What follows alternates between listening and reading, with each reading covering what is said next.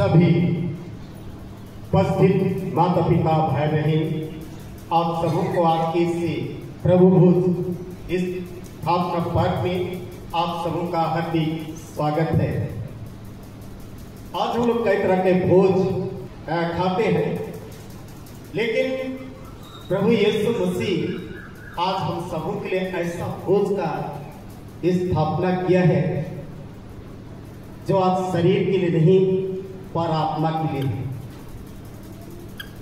और ये भोज आज हमारे छुटकारे के लिए है। तो आज का भोज जो हम आज प्रभु भोज स्थापन पर्व मना रहे हैं, सचमुच हम एक बड़ी आशीष को देखते हुए आज इस भोज में हम प्रवेश करते हैं। हम पिछले अगर इस्राएल के जीवन की घटना को जब स्मरण करते हैं तो लोग मिस्र देश की गुलामी में थे, और उस गुलामी से जब परमेश्वर ने मूसा के द्वारा से निकाल के लाया कनान देश की यात्रा के लिए, और उस कनान देश की यात्रा में जब पहुंचते हैं या तो वे परमेश्वर की तमाम दया अनुग्रह को स्मरण करती हैं। आज यहाँ पर देखते हैं तो इस्राएली लोग मिस्र देश में कई तरह के परेशानियों से जूझ रहे थे, और प्रभु ने उन्हें छुटकारा दिया। और इसी छुटकारा के यादगार में फसह का पर्व मना रहे थे, जिसको अगर हम व्यवस्था की किताब निर्गमन 12 अध्याय में जब हम लोग देखेंगे तब यहाँ पर बहुत सारे इनके जीवन की परमेश्वर ने काम किया है। निर्गमन की पुस्तक 12 अध्याय, तो इसमें हम लोग 12 अध्याय में देखते हैं कि फसह का पर्व यहाँ पर अंकित किया गया है। और इसी फसह का पर्व चेलों के साथ यीशु मसीह भी मनाती है। और जैसे यीशु मसीह इस फसह का भोज बैठकर ग्रहण करते हैं, वैसे आज एक बड़ी तैयारी यीशु मसीह के द्वारा से होता है। लेकिन इस तैयारी से पहले आज इस्राएली लोगों का जीवन नंबर 1 में देखें तो एक बर्तन में नमक का पानी रखा जाता था, और सब लोग इसमें थोड़ा थोड़ा पीते थे, या इस बात की यादगारी में थी कि उसके पूर्व के मिस्र के गुलामी जीवन में हमेशा आंसू बहाते थे, सो या आंसू के प्रतीक का नमक का पानी पीते थे। ये है फसह कि इस्राएली लोग मिस्र देश की गुलामी में थे, और उनका जीवन दुख भरा था, आंसू भरा जीवन जी रहे थे, और इससे छुटकारे में वे नमक का पानी पीकर याद करते थे। नंबर 2 में एक बर्तन में कड़वी साग पात की बनी तरकारी रखी जाती थी, या इस बात को स्मरण दिलाती थी कि मिस्र में उनके पुरखा श्रृंगहीन जीवन भरी कड़वाहट से भरा हुआ था। आज उनका जीवन को देखते हैं कि मिस्र देश में कड़वाहट भरा जीवन था, उसी कड़वाहट को याद करते हुए वे कड़वी साग पात बना हुआ सब्जी खाते, एक स्मरण करते। नंबर 3 में मिश्रित फलों का एक बर्तन रखा जाता था, जिसमें अंगूर, सेब और नाशपाती मुख्य थे। इनको खाते समय इस बात को स्मरण करते थे कि उनके पुरखा मिस्र में किस तरह से बेगारी में ईंटें बनाने के लिए विभिन्न चीजों का इंतजाम करते थे। आज हम लोग सभी लोग जानते हैं कि उनका जीवन में इस तरह का काम होती थी, बेगारी। छोटा हम लोग गीत भी गाते हैं, छोटा सच्चा बड़ा ईटा कैसे बना राजा 900 ईटा। ऐसा परिस्थिति उनका थी, और इस बंधन से, इस गुलामी से आजाद होते हैं, और इसी छुटकारे में वे अंगूर, सेब और नाशपाती को याद करते हुए खाते। नंबर 4 में देखते हैं, अंत में दाखरस के 4 कप रखे जाते थे। ये 4 कप यहोवा के 4 प्रतिज्ञा वचन को स्मरण दिलाती है। निर्गमन की पुस्तक 6 उसका 7 वचन में देखे तो लिखा है, मैं तुम्हें मिस्र की बंधुआई से निकालूंगा। खावे खाते अपने बलवंत भुजा से संभाल के ले चलूंगा। तीसरा में कहते हैं, तुम मेरी प्रजा हो। चौथा में कहता है, मैं तेरा परमेश्वर हूं। इतना आज हम लोग इस्राएली लोगों की जीवन के बारे में देखते कि इन्हीं चीज को वे याद करते थे और यीशु मसीह इसी भाषा का भोज शिशु के साथ करते हैं, इंतजाम करते हैं और शिशु के साथ भोजन करते हैं और इसको जैसे उनको परोसा गया उठता है। यहाँ से हम लोग नया मोड़ को देखते हैं कि पुराना चीज को वह ग्रहण करके तुरंत आज नए मोड़ में ले आता है कि आज यीशु अपने शिष्यों को पार धोने का कार्य को आरंभ करता है।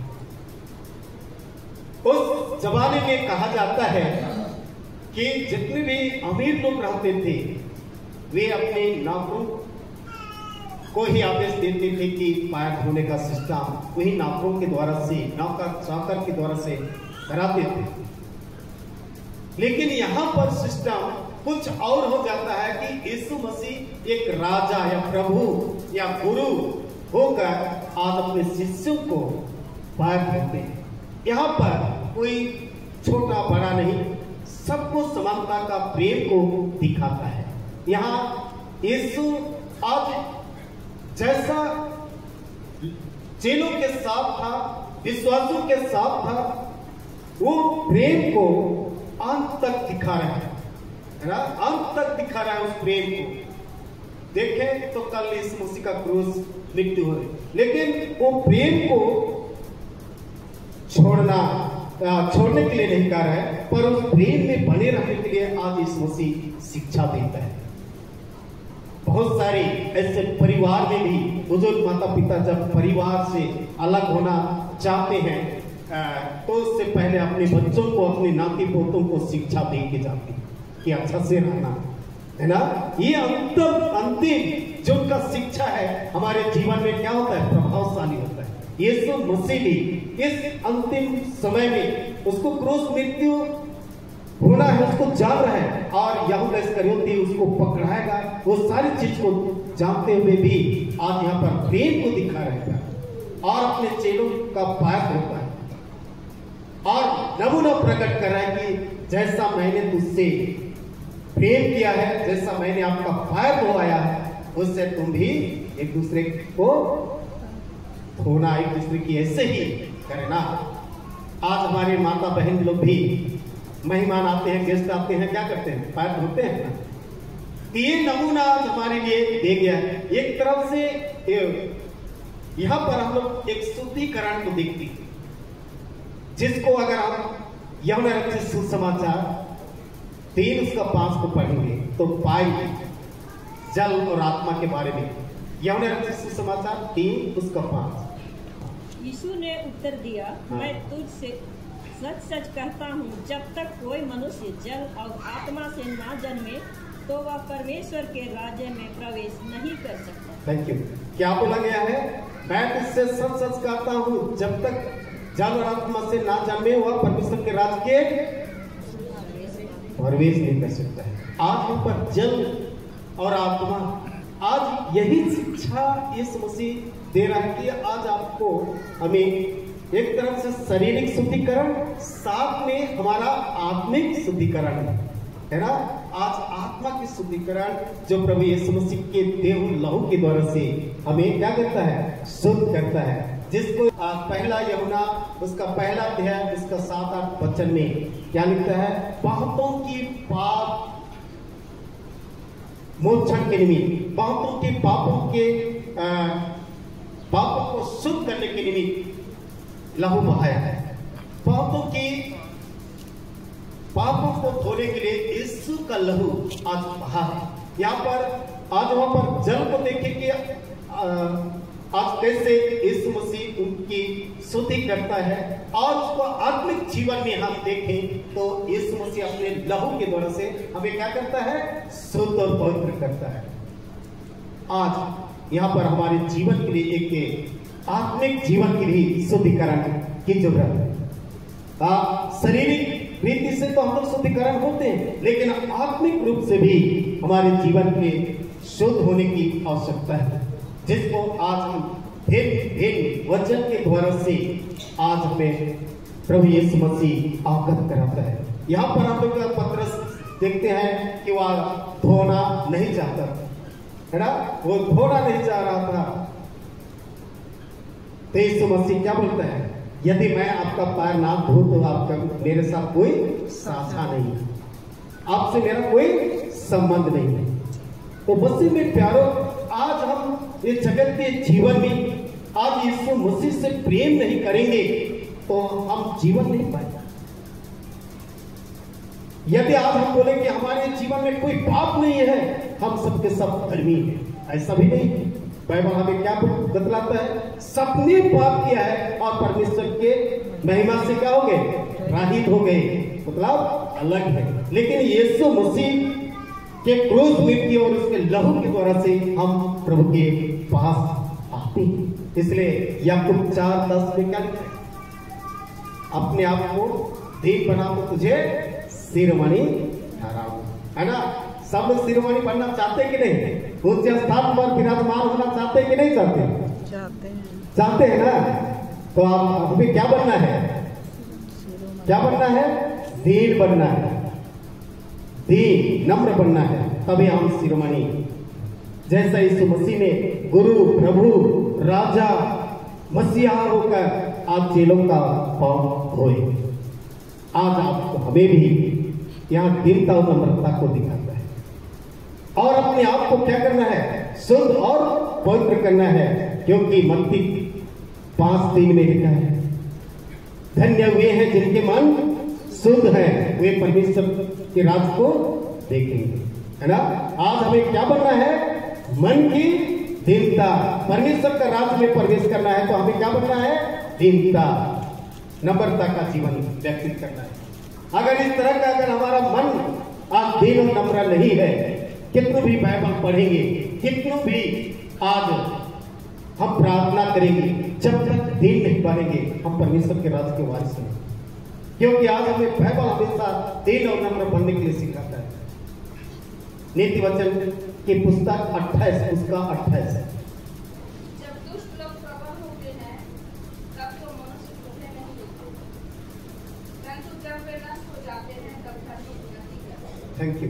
क्या लिखा है, कोई भी सबसे पहले किसी के जीवन में क्या आता है, क्या आता है, पवित्रता आता है, क्या आता है, पवित्र आता है कि दुष्ट आता है, क्या आता है, दुष्ट। किसी के जीवन में भी, आज मैं भी पादरी हूं लेकिन मेरे जीवन में भी दुष्टता है, ऐसा नहीं कि हम भी दूध के दुकान नहीं, लेकिन दुष्टता हर एक इंसान में आता है, और दुष्ट आता है तो उसको मारना भी जानना है, उसको हराना है। हर एक इंसान के जीवन में दुष्टता है, ऐसा नहीं है, इसलिए ढूंढे नहीं मिलते हैं मनुष्य, है ना, मनुष्य के जीवन में ढूंढे। आज दुष्ट हर एक लोगों के जीवन में है, उस दुष्टता को कौन मारेगा, आप और हम, वचन के द्वारा से। यीशु मसीह के जीवन को भी देखिए, सबसे पहला पवित्र आत्मा आया, उसके बाद में क्या आया, दुष्ट शैतान आया, परीक्षा आई। आदम हवा के जीवन में भी देखिए पवित्रता का जीवन था, उसके बाद में क्या है, दुष्ट है, उसको बहका के पाप में जीवन। तो इस तरह का काम आज आपके मेरे जीवन में कराता है, उसको मारेंगे तब आप और हम क्या होंगे, धर्मी, तभी आप धर्मी हो सकते। यीशु मसीह आज उसी तरह से पाप बुराई अंधकार की शक्ति को नाश किया और वो क्या बना है, धर्मी। और पाप भी नहीं था, लेकिन आपका पाप और मेरा पाप को लेकर क्रूस काट पर लेकर अस्तफल कर दिया और जी उठने के द्वारा से क्या धर्मी आप और हमको भी धर्मी बनाया। उसके जी उठने के द्वारा से आप और हम भी क्या बन गए? धर्मी। बोले धर्मी। आप और हमको धर्मी बनाया। मैं फिर से याद दिलाना चाहता हूँ 2 कुरिन्थ 8 उसका 9 वचन हम लोग पढ़े। तुम हमारे प्रभु यीशु मसीह का अनुग्रह जानते हो कि वह धनी होकर भी तुम्हारे लिए कंगाल बन गया, ताकि उसके कंगाल हो जाने से तुम धनी हो जाओ। क्या लिखा है? यीशु मसीह के पास सब कुछ होते हुए भी इस पाप में जगत में आया, क्या बन गया? गरीब। आप और हमको क्या बनाया? धनी। बोलिएगा कि पादरी साहब हमारे पास तो बांग्ला भी नहीं है ना, कार गाड़ी भी नहीं है, ना सोना ना चांदी ना रुपया ना पैसा नहीं है, तो कैसे हम धनी हैं? यही ना कहा। लेकिन शारीरिक जीवन को नहीं देखना है, यहाँ पर आत्मिक जीवन को देखना। आत्मिक जीवन में आपको क्या बनाया है? धनी, धर्मी ठहराया, मृत्यु से छुड़ाया और बचाया है और जीवन दिया है। जीवन दिया है। आज इसीलिए इस मसीह क्या बोला? जीवन की रोटी मैं हूं, इस रोटी में से खाएगा कभी भूखा और प्यासा नहीं होगा। जीवन है।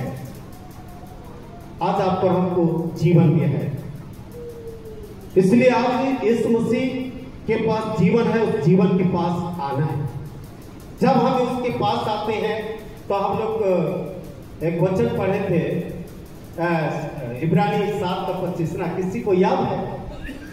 इब्रानी 7:25 में इसीलिए जो उसके द्वारा परमेश्वर के पास आते हैं वह उसका पूरा पूरा उद्धार कर सकता है, क्योंकि वह उनके लिए विनती करने को सर्वदा जीवित है। हाँ, थैंक यू। क्या लिखा है? परमेश्वर के पास आने वालों को क्या है? पूरा पूरा उद्धार है। हम लोग किसी भी चीज वस्तु को क्या करते हैं? आधा आधा देते हैं। 1 पाव दे दे या तो आधा केजी दे दे, 1 केजी। लेकिन परमेश्वर के पास आधार 1 पाव नहीं है ना 1 केजी नहीं है, क्या है? पूरा पूरा उद्धार है। और सर्वदा प्रार्थना करने के लिए इस मसीह क्या है? जीवित है। तो इसलिए आप धर्मी हैं, आप और क्या बोले? धनी। ऐसा नहीं बोलना कि हम गरीब हैं।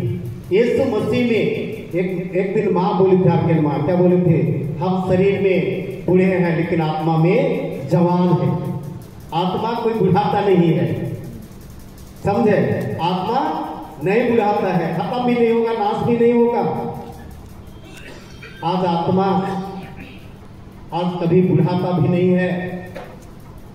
इसलिए आज आत्मा आपके लिए मेरे लिए दे दिया है। इसलिए यीशु मसीह क्या बोले? जब तक मैं पिता के पास नहीं जाऊंगा तब तक वह आत्मा तुम्हारे पास या वो सहयोगी नहीं आएगा। इसलिए आज आत्मा देकर आपको और हमको भरपूरी का जीवन दिया है। इसलिए आज से नहीं बोलना कि हम गरीब हैं। आत्मा में सब क्या है? बलवान। जब हम प्रभु के पास आते हैं, प्रभु के जैसा जीवन जीते हैं, आज छोटे बड़े सभी लोगों से प्रेम करते हैं। आज यही नमूना तो यीशु मसीह आपके लिए मेरे लिए छोड़ के गया है। लास्ट में हमने देखे कि नमूना आज पिता पुत्र और पवित्र आत्मा का नमूना दे के गया है। आज हमें पैर धोकर आज नमूना पेश किया है। आज इस तमाम वचन को आज अपने हृदय में लेना है। ऐसा नहीं कि आज यीशु मसीह पैर धोया चेलों का हो गया कल्याण, ऐसा नहीं। उसको हमें आंतरिक रूप से सोचना है, विचारना है कि इस कार्य को प्रभु यीशु मसीह ने क्यों किया तो किस लिए किया। आज इसको हमें ऐसे सवाल करते हुए अपने आप को तैयार करना है। ये शुद्धिकरण प्लस हमारी आत्मा की शुद्धिकरण जो यीशु के लहू के द्वारा से हमें दिला है। आज हम अनंत जीवन की ओर ले जाने का ये काम को किया है। इसलिए आज हम इन तमाम वचनों को अपने जीवन में ले और ये प्रभु भोज आज विशेष भोज, एक विशेष हमारे लिए दिन ठहराया यीशु मसीह, एक नए वाचा में हमें जीवन जीने के लिए सिखाया। कई तरह के हम शारीरिक भोज खाते हैं, लेकिन आत्मिक भोज एक ऐसा भोज है हमें जीवन की ओर ले चलता है। ये जीवन की ओर अगर हम यौन रचित सुसमाचार 6:54 से आगे 56 तक भी हम पढ़ेंगे, 56-57 तक, तो हम इसमें पूरा आज हमें समझ में आएगा। जो मेरा मांस खाता और मेरा लहू पीता है, अनंत जीवन उसी का है, और मैं उसे अंतिम दिन फिर जिला उठाऊंगा, क्योंकि मेरा मांस वास्तव में खाने की वस्तु है और मेरा लहू वास्तव में पीने की वस्तु है। जो मेरा मांस खाता और मेरा लहू पीता है, वह मुझ में स्थिर बना रहता है और मैं उसमें। जैसा जीवते पिता ने मुझे भेजा और मैं पिता के कारण जीवित हूँ, वैसा ही वह भी जो मुझे खाएगा मेरे कारण जीवित रहेगा। समझ में आया ना? क्या लिखा है? जो मेरा मांस खाता है और मेरा लहू पीता है, अनंत जीवन उसी का है। ध्यान से इसको बार पढ़िए कि जो मेरा मांस खाता और मेरा लहू पीता है, अनंत जीवन उसी का है, और उसमें अंतिम दिन क्या करेगा? जिला उठाएगा। ये पाप क्षमा ही केवल नहीं, अनंत जीवन ही केवल नहीं, पर हमें क्या करेगा? जिला भी उठाएगा। जी उठने का अधिकार भी इसे देह और लहू में है। और बचपन में कहता है, क्योंकि मेरा मांस वास्तव में खाने की वस्तु है और मेरा लहू वास्तव में पीने की वस्तु है। वास्तव में यहाँ पर दृढ़ता के साथ ये सब हमें प्रेरणा दे रही कि वास्तव में खाने और पीने की वस्तु है। आज हम जिस तरह से शरीर के लिए कहते हैं, जब तक नहीं खाओगे तो बल नहीं मिलेगा, है ना? आज हम किसी भी बीमारी व्यक्ति को जब बोलते हैं खाना नहीं खाओगे तो बल कहां से मिलेगा, खाइए। तो उसी तरह से आज हमें आत्मिक जीवन में बल और सामर्थ्य पाने के लिए आज यीशु मसीह का देह और लहू को हमें क्या करना है? खाना है, पीना है। और 56 में कहता है, जो मेरा मांस खाता और मेरा लहू पीता है, वह मुझ में क्या रहता है? स्थिर बना रहता है, स्थिर, मजबूत, दृढ़ बना रहता है, और उसमें मैं उसमें, मतलब जो खाते हैं उनके जीवन में प्रभु क्या करता है? वास करता है, उनके साथ रहता है। और 57 में कहता है, जैसा जीते पिता ने मुझे भेजा और मैं पिता के कारण क्या हूं? जीवित हूं। पिता के कारण जीवित हूं, वैसा ही वह भी जो मुझे खाएगा मेरे कारण क्या रहेगा? जीवित रहेगा। देखिए, इतना प्रतिज्ञा प्रभु ने आज हमें इस प्रभु भोज स्थापन पर्व के दिन में किया। जो मेरा मांस खाएगा अनंत जीवन उसी का दिन जिला उठाऊंगा, और जो खाता है, जैसा मैं जीवित हूं वैसे क्या करोगे? जीवित रहेगा। आज प्यारो, ये देव लहू, ये जो भोज है, आज हमें इन तमाम बातों को हमें प्रेरणा देते हैं। जीवित रहोगे, हम मरेंगे नहीं। तो बोलेंगे कहे पादरी साहब हम लोग तो मर जाते, हमारे कितने लोग मर गए। ये शारीरिक तो मृत्यु ही है। जिस दिन पाप किए उसी दिन परमेश्वर ने कहा दिया, जिस दिन ये आज्ञा दिया था आदम और हवा को कि जिस दिन इस फल को खाओगे उसी दिन क्या हो जाओगे? मर जाओगे, कहा था ना। लेकिन मरे उस समय शारीरिक रूप से नहीं मरे, आत्मिक रूप से मर गए उस दिन जिस दिन फल को खाए। और आज हम लोग यीशु मसीह के देह और लहू को खाने के द्वारा से शारीरिक रूप में क्या होंगे? मर जाएंगे, लेकिन आत्मिक रूप से क्या हो जाएंगे? जिला जाएंगे। तो प्यारो, आज यीशु मसीह का देह और लहू हमारे लिए तैयार किया गया है, और इसको आज खाने से हम मरेंगे नहीं पर जीवित रहेंगे। ये आशा, भरोसा और विश्वास करना है कि हम मरेंगे नहीं पर जीवित रहेंगे। नेतमा वचनों के द्वारा से प्रभु आज के इस प्रभु भोज स्थापन पर्व में आप सबों को बहुत की आशीष, शांति और छुटकारा दे। आमीन।